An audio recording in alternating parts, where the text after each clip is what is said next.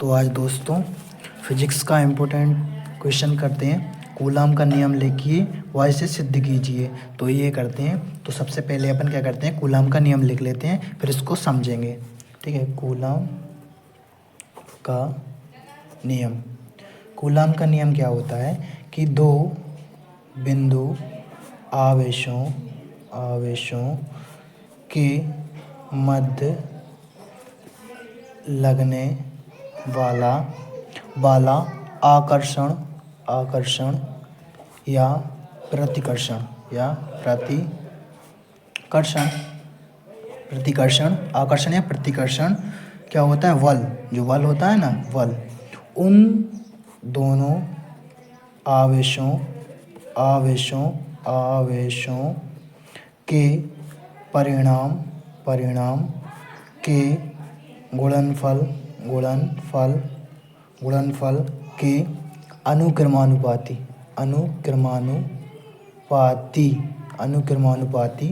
तथा उनके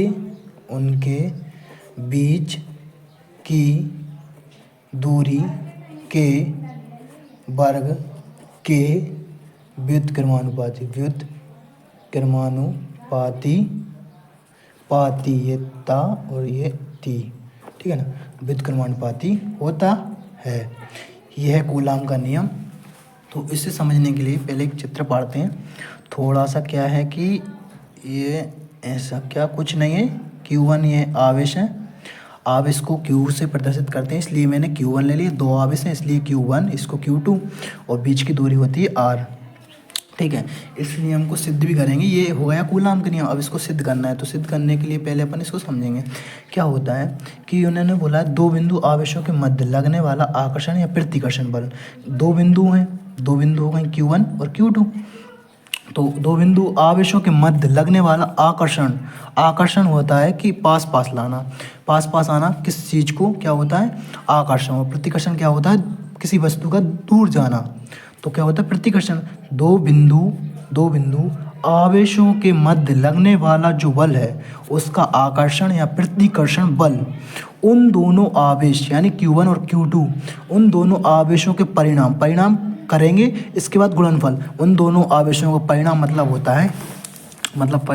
होता है Q1 ऐसा इंटू Q2। तो ये परिणाम होता है, क्या होता है ऐसा।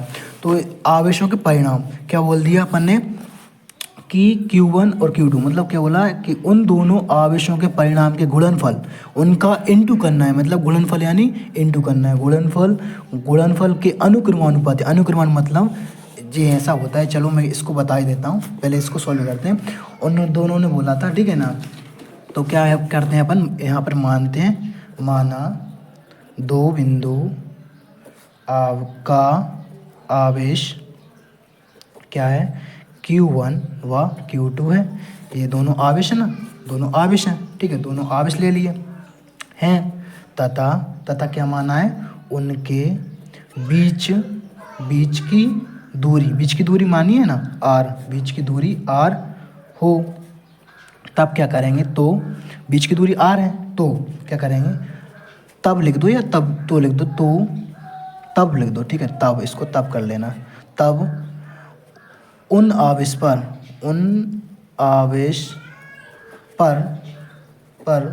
लगने वाला आकर्षण या प्रतिकर्षण बल। ठीक है, बल। तो अब करते हैं बल को किससे दर्शाते हैं, F से। ठीक है, F अनुक्रमानुपाती। ये अनुक्रमानुपाती का चिन्ह है, F अनुक्रमानुपाती। उन्होंने क्या बोला था कि आकर्षण या प्रतिकर्षण बल उन दोनों आवेशों के गुणनफल यानी गुणनफल देखना Q1 और Q2, यहाँ पे इंटू लगा है, ठीक है ना, ये इंटू, ठीक है ना। Q1 और Q2 उन दोनों आवेशों के गुणनफल के अनुक्रमानुपाती होता है। और व्युत्क्रमानुपाती मतलब होता है 1/, कुछ भी व्युत्क्रमानुपाती, ठीक है ना। तो व्युत्क्रमानुपाती होता है। तो क्या करते हैं, इसको मान लेते हैं इक्वेशन नंबर फर्स्ट या समीकरण नंबर फर्स्ट।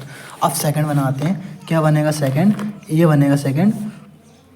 क्या बनेगा कि गुणनफल का अनुक्रमानुपात तथा उनकी बीच की दूरी के वर्ग के व्युत्क्रमानुपात। नहीं आए समझ में, देखो मतलब कि क्या कह रहा है, उनके बीच की दूरी, ये दूरी है, इसका वर्ग यानी स्क्वायर की दूरी के व्युत्क्रमानुपाती, मतलब इसका 1/r², मतलब कि दूरी का 1/r², इनकी दूरी के व्युत्क्रमानुपाती होता है। तो क्या होगा, इसका जो बल है वो F अनुक्रमानुपाती है, व्युत्क्रमानुपाती अनुक्रमानुपाती, इससे अनुक्रमानुपाती बोलते हैं वैसे।